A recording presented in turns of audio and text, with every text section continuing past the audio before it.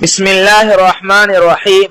صرف 5 منٹ کا مدرسہ قرآن و حدیث کی روشنی میں 216واں دن 6 شعبان المعظم۔ نمبر 1، اسلامی تاریخ۔ حضرت امیر معاویہ رضی اللہ عنہ کی خلافت و حکومت۔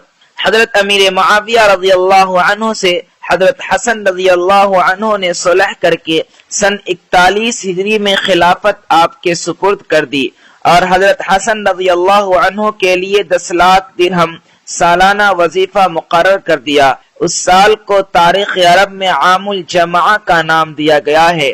جہاد کا سلسلہ اثر نو جاری کرنے کے لیے لشکر کو 2 حصوں میں تقسیم کر دیا۔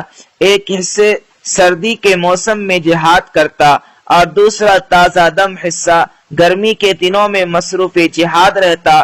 آپ نے رومیوں سے 16 جنگیں لڑی اور لشکر کو وصیت فرماتے کہ روم کا گلا گھونٹ دو۔ ان کے دور خلافت میں بحری بیڑے کے ذریعے جزیرہ قبرص فتح ہوا، افریقہ اور روم کے کچھ قلعے فتح ہوئے، جنگ سجستان کے ذریعے سندھ کا کچھ حصہ مسلمانوں کے قبضے میں آیا، ملک سوڈان اور کابل فتح ہوا اور مسلمان ہندوستان میں قندمیل کے مقام تک پہنچے۔ افریقہ میں سوڈان تک اسلامی پرچم لہرا دیا۔ نہر جیحون کو پار کرتے ہوئے بخارا اور سمرقند کو فتح کیا۔ آپ نے قسطنطنیہ پر زبردست لشکر روانہ کیا۔ یہی وہ غزوہ ہے جس میں شرکت کرنے والوں کی مغفرت کی پیشین گوئی اللہ کے رسول صلی اللہ علیہ وسلم نے دی تھی۔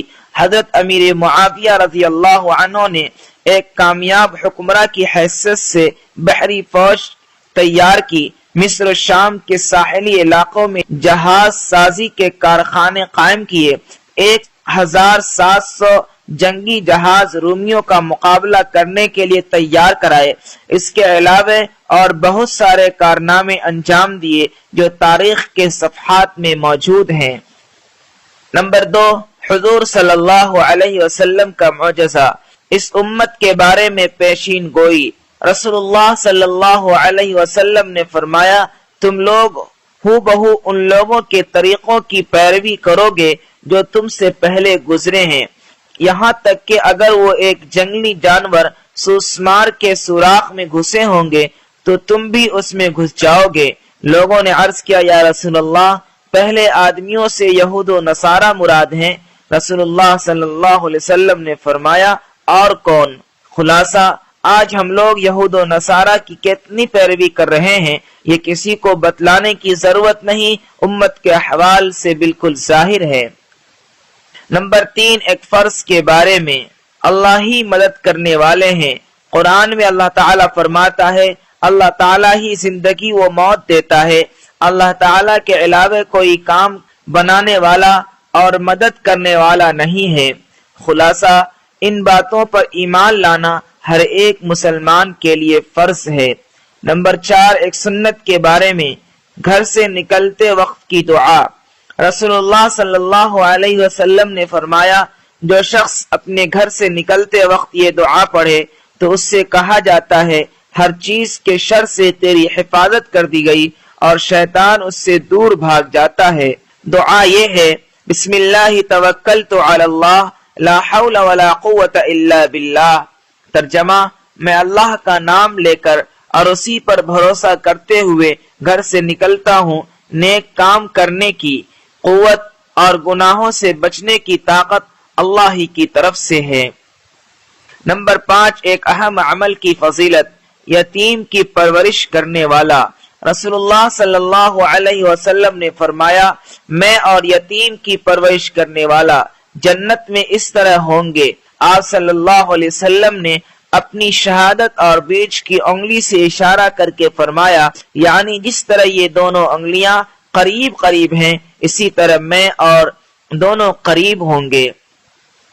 نمبر 6، ایک گناہ کے بارے میں۔ بخل و کنجوسی کرنا۔